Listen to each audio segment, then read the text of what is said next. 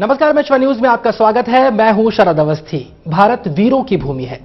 वीरता और बहादुरी के ऐसे ऐसे किस्से इस मिट्टी से जुड़े हुए हैं जिसे सुनकर कोई भी दांतों तले उंगली दबा ले।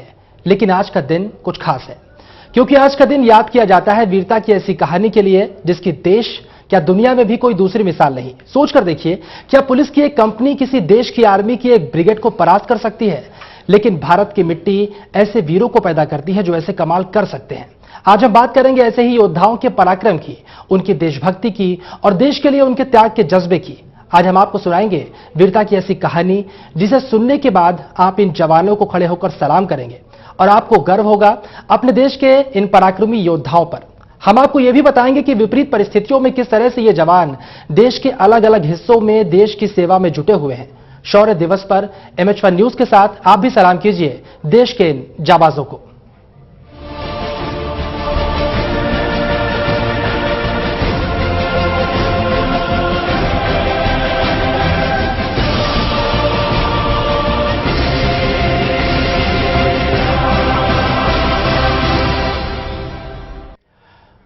हम अपने घरों में सुरक्षित हैं क्योंकि हमारी सुरक्षा के लिए घनघोर जंगलों, उबड़ खाबड़ पहाड़ों, हिंसाग्रस्त इलाकों में कोई दिन और रात की फिक्र किए बगैर अपनी ड्यूटी में तैनात है।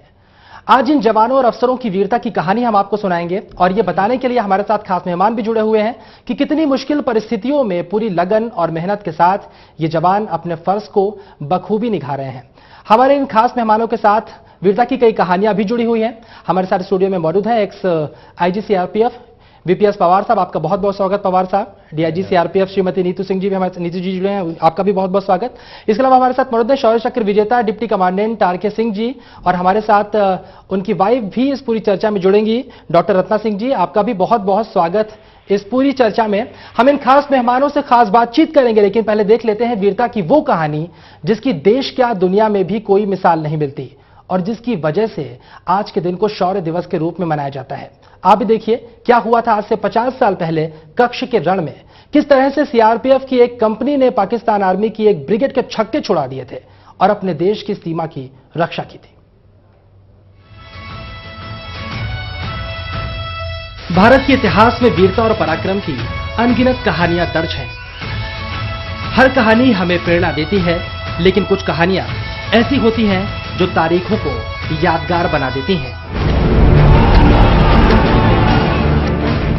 ऐसी ही एक कहानी है जिसने 9 अप्रैल को यादगार तारीख बना दिया। ये कहानी कच्छ के रण में सरदार पोस्ट पर CRPF की वीरता की कहानी है, जो घटी 9 अप्रैल 1965 के दिन। CRPF के चंद जवानों की एक टुकड़ी ने पाकिस्तान की पूरी ब्रिगेड को वापस भागने के लिए मजबूर कर दिया।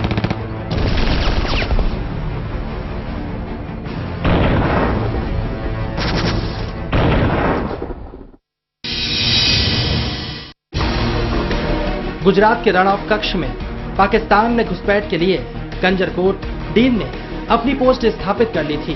पाकिस्तान की मंशा थी भारत में दाखिल होने की और पाकिस्तान के इरादों को नाकाम करने के लिए कंजरकोट से 4000 गज के फासले पर सरदार पोस्ट की स्थापना की गई और इसकी सुरक्षा की जिम्मेदारी CRPF की टुकड़ियों को दी गई।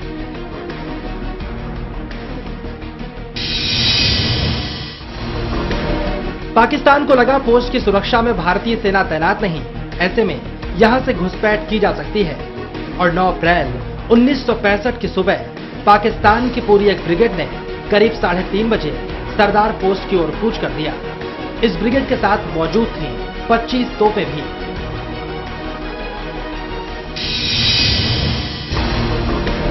पाकिस्तान की फौज धीरे धीरे आगे बढ़ रही थी। जब पाकिस्तान की ब्रिगेड सरदार पोस्ट से 100 गज की दूरी पर थी, मोर्चे पर तैनात संतरी ने उन्हें ललकारा, कौन आता है? लेकिन जवाब आया भारी गोलीबारी के तौर पर।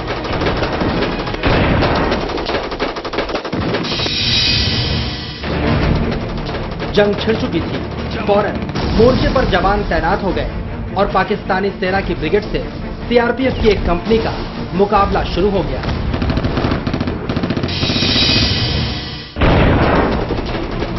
पाकिस्तान की सेना ने पोस्ट को कई दिशाओं से घेर रखा था। पश्चिम की ओर से पाकिस्तान के मोर्टार भारतीय मोर्चे को बड़ा नुकसान पहुंचा रहे थे। बगल में मौजूद डाक पोस्ट में एक ऑब्जर्वेशन पोस्ट भी थी जिस पर दुश्मन कब्जा करना चाहते थे। अगर ऐसा हो जाता तो पोस्ट को बचाना नामुमकिन था। टावर गिराना जरूरी है, नहीं तो पूरी पोस्ट खतरे में है, जल्दी। इसके बाद जान पर खेलते हुए सिपाही शिवराम ने यह पोस्ट उड़ा दी। वहीं सूबेदार बलबीर सिंह ने अपनी 3 इंच मोर्टार से मोर्चा संभालते हुए दुश्मन के मोर्टार पोस्ट को ध्वस्त कर दिया।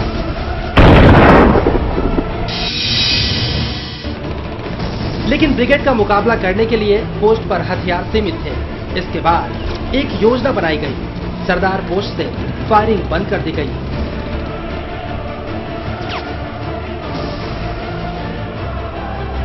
दुश्मनों को लगा उन्होंने सभी भारतीय सैनिकों को मार दिया। दुश्मन आगे बढ़ने लगे और जब दुश्मन बेहद करीब आ गए तो एक बार फिर से सीआरपीएफ के जवानों ने पाकिस्तानी ब्रिगेड पर जोरदार फायरिंग शुरू कर दी।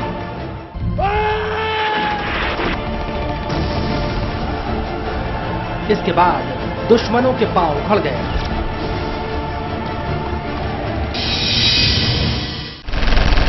लेकिन इसी बीच सरदार पोस्ट पर दुश्मनों के लिए काल साबित हो रही एक मशीन गन जाम हो गई। इसके बावजूद भारतीय वीरों ने हार नहीं मानी। हवलदार भावना राम ने सारे ग्रेनेड इकट्ठे किए और एक के बाद एक पाकिस्तानी सेना पर ग्रेनेडों से हमला कर दिया।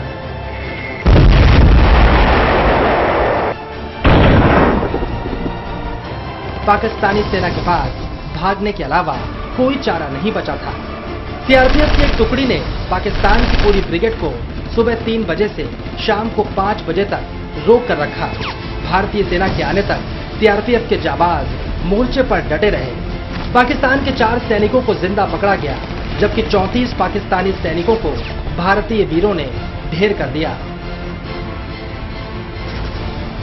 इस जंग में सीआरपीएफ के जवानों की भी शहादत हुई, लेकिन मरकर भी अपने देश की धरती पर इन वीरों ने दुश्मनों को कदम नहीं रखने दिया। सीआरपीएफ की इस वीरता पर तत्कालीन प्रधानमंत्री गुलजारी लाल नंदा ने कहा था कि ये युद्ध भारतीय पुलिस के इतिहास में ही नहीं, दुनिया के सैनिक युद्धों के इतिहास में दर्ज किया जाएगा। सीआरपीएफ के इन जवानों की वीरता के याद में 9 अप्रैल के दिन को शौर्य दिवस के तौर पर मनाया जाता है। इन वीर सैनिकों को MH1 न्यूज का भी सलाम। तो इन वीरों की वीरता को ना सिर्फ MH1 न्यूज बल्कि पूरा हिंदुस्तान सलाम करता है और कहीं ना कहीं ये वीर डटे हुए हैं अपने अपने मोर्चों पर, इसीलिए हम यहां पर सुरक्षित बैठे हुए हैं। खास मेहमानों का पैनल हमारे साथ जुड़ा हुआ है। हमारे साथ पवार साहब भी जुड़े हुए हैं, श्रीमती नीतू हमारे साथ जुड़ी हुई हैं। इसके अलावा हमारे साथ जुड़े हुए हैं शौर्य चक्र विजेता डिप्टी कमांडेंट आर के सिंह जी और उनकी पत्नी भी हमारे साथ जुड़ी हुई है डॉक्टर रत्ना जी। चारों मेहमान खास मेहमानों से बातचीत का सिलसिला शुरू करते हैं। सबसे पहले पवार साहब, फख्र होता है इस फोर्स से आप जुड़े हुए हैं जिसने पाकिस्तानी ब्रिगेड के छक्के छुड़ा दिए। हाँ, बिल्कुल फख्र होता है और बहुत फख्र होता है, क्योंकि ये जो वाकया है, वैसे सीआरपी ने इस वाकये के अलावा भी सीआरपी ने बहुत सारे इस कंट्री को पुलिस हिस्ट्री में बहुत सारी चीजें दी हैं। आज जो हम 21 अक्टूबर मनाते हैं वो भी सीआरपी की वजह से ही है। हॉट स्प्रिंग के ऊपर हमारे जवानों ने 1959 में अपनी शहादत दी थी, उसी से ये मनाया जाता है, जबकि उनको मालूम था कि हम मरेंगे यहाँ। उन्होंने कहा नहीं, हम जाएंगे नहीं। चाइनीज ने उनको मौका दिया था कि आप जाते तो भाग जाओ, उन्होंने कहा नहीं, कि हमारा कंट्री, हम नहीं यहाँ से जाएंगे, मरना है तो मर जाएंगे। वो मर गए वहीं। जाहिर सी बात है शहादत की। तो इसलिए ये जो पर्टिकुलरली जो ये किस्सा है, ये एक बड़ी अजीब बात है। सीआरपी की सिर्फ 2 कंपनी थी, अर्धसैनिक बल है, उधर से पूरी एक ब्रिगेड ने अटैक किया। ये खाली एक हिंदुस्तान के इतिहास की बात नहीं है, पूरी दुनिया में ऐसी कोई एग्जाम्पल नहीं मिलती जिसमें एक ब्रिगेड को 2 अर्धसैनिक बलों की कंपनियों ने पीछे हटाया हो। और ये वो बड़ी प्लानिंग से आए थे, उनकी बहुत जबरदस्त प्लानिंग थी। प्लानिंग कैसे थी? उन्होंने 8 तारीख को हमारी पोस्ट के गवर्नमेंट से भी बात की थी और पोस्ट कमांडरों से बात की थी कि हम 10 तारीख को एक आपसे मीटिंग करना चाहते हैं, रेंजर्स की आपस में, और आपके तरफ से जो आना चाहें हम लोग आपस में मीटिंग करेंगे जी। एक तो ये बात थी कि उन्होंने मीटिंग का एक झांसा दिया था। दूसरा, उन्होंने ये सोचा था कि इनको अचानक से हम रात को कर देंगे अटैक, तो इन्हें पता ही नहीं चलेगा क्या हुआ। तो आप देखिए कि हमारे जो जवान थे वो किसी तरह से भी तैयार नहीं थे। ये एक बड़ी ध्यान देने की बात है। एक तो आपको ये पता हो कि आपके ऊपर अटैक होने वाला, आप उस हिसाब से तैयार बैठे। उनको बिल्कुल भी कुछ पता नहीं था कि उनके ऊपर कोई ऐसा अटैक होगा और अचानक से अटैक होगा। और उनके ये बताया गया, जब आपको कोई ये कहेगा भाई इस बारे में हम आपसे परसों मीटिंग करेंगे, आप ऐसे थोड़ा ये सोचेंगे चलो भाई अभी तो शांति है, परसों मीटिंग के बाद देखेंगे। लेकिन वो ये झांसा दे करके उन्होंने उनके ऊपर अटैक किया और उसके बाद उन्होंने इस तरह से रिटेलिएट किया। उनके 34 आदमी इन्होंने मारे, हमारे भी 10-12 आदमी मरे थे, लेकिन 1:3 का था और ये अर्धसैनिक बल थे और उनके 34 डेड बॉडी थी, वो डेड बॉडी छोड़ के भाग गए। 2 टैंक भी उनके बर्बाद हुए। इन्होंने उनको सारी की सारी ब्रिगेड जगह छोड़ करके भाग गई। ये एक बड़ी बहुत ही विचित्र कहानी है। जाहिर सी बात है, पाकिस्तान की दोगली फितरत एक बार फिर से सामने आई थी और किस तरह से मुकाबला किया गया और परास्त किया गया कहीं ना कहीं अर्धसैनिक बल की टुकड़ियों द्वारा। इसका विश्व में भी कोई दूसरी इसकी मिसाल नहीं मिलती। हमारे साथ नीतू जी भी मौजूद हैं, डीआईजी सीआरपीएफ हैं। मैम, आपको इस वर्दी में देखकर जोश आता है, इतने मेडल्स लगे हुए हैं आपकी वर्दी में, इसे देखकर भी तमाम जो महिलाएं और जो युवा देख रहे होंगे वो इससे सबक सीखेंगे। लेकिन आप कितना फक्र महसूस करती हैं इस बल से जुड़ने के बाद जिसने इतनी अधिक वीरता दिखाई थी एक वक्त? ये एक ऐसी ऑर्गेनाइजेशन है जिसने आज से 30 साल पहले फॉर विमेन एम्पावरमेंट दुनिया की पहली ऐसी ऑर्गेनाइजेशन है जिसने विमेन आर्म्ड बटालियन का गठन किया। देश के दूर दराज के इलाकों से आई इन लड़कियों को एक वर्दी, एक सम्मान और उसके साथ साथ एक अपने आप पे फक्र होना, एक मेंटल स्ट्रेंथ देना, ये इस ऑर्गेनाइजेशन ने शुरू किया। उसके बाद ये बटालियन जगह जगह तैनात करी गई, जिसमें कश्मीर, अयोध्या, गुवाहाटी, उसके अलावा लाइबेरिया में अपनी सेवाएं दी। उसमें भी ऐसी एक मिसाल दूसरी दुनिया में नहीं है। आईपीकेएफ के साथ हमारी महिला कार्मिक गई, जिनमें से एक को सेना मेडल भी मिला।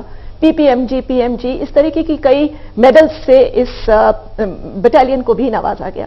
तो हमें इस बात पे बहुत गर्व है कि हमारी ऑर्गेनाइजेशन ने दुनिया के सामने एक ऐसी मिसाल रखी है जिसको देख करके आज बाकी दूसरी ऑर्गेनाइजेशंस भी इसके साथ साथ जुड़ी हैं।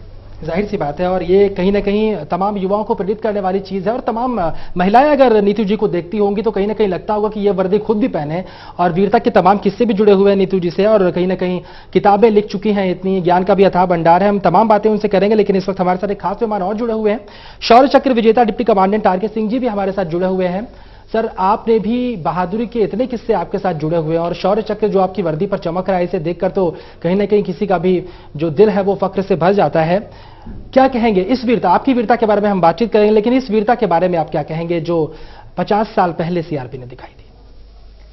सीआरपीएफ में वीरताओं इनकी कमी नहीं है, वीर सुरमाओं की कमी नहीं है।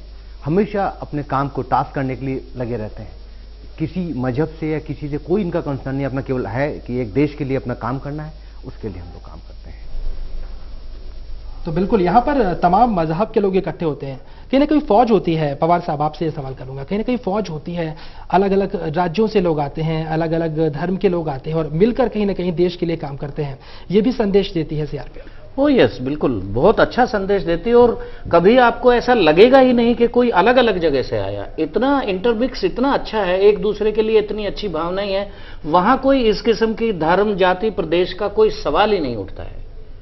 वो अगर आप अपने प्रदेश में भी ड्यूटी कर रहे हैं, लेकिन जब आप ड्यूटी पे खड़े हैं तो आप सिर्फ सीआरपी और भारत के लिए खड़े हैं, आपको किसी से कोई वास्ता नहीं होता। ये एक बड़ी बहुत ही अच्छी ऑर्गेनाइजेशन है जिसमें इस तरह की कोई भावना ही नहीं है और हमें इसके ऊपर बहुत फक्र होता है कि हमने ऐसी ऑर्गेनाइजेशन में हमने नौकरी की है।